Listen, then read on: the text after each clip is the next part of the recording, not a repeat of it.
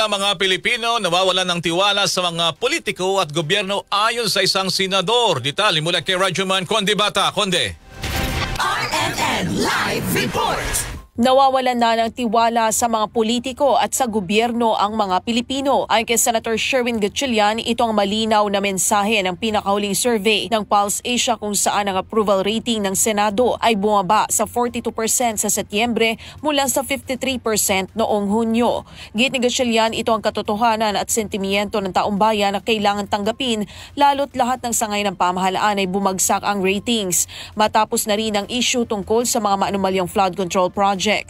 Mahalagaan niya ngayon ang ginagawang investigasyon ng Independent Commission for Infrastructure o ICI para maibalik ang tiwala at kumpiyansa ng mamamayan, gayon din ang mabilis na pagpapanagot at pagsasampa ng mga kaso sa mga sangkot. Samantala, para kay Senate President Tito Soto III, ang mga survey ay nagsisilbing gabay sa pagtingin ng taong bayan sa isang partikular na panahon o matatawag din na snapshot of the past. Tiniyak ni Soto na gagampanan ng Senado ang tungkulin nito ng masigasig ano paman ang resulta ng mga survey. Kasama mo sa DZXL RMN Manila, Radyoman Conde Bata, Tatak RMN.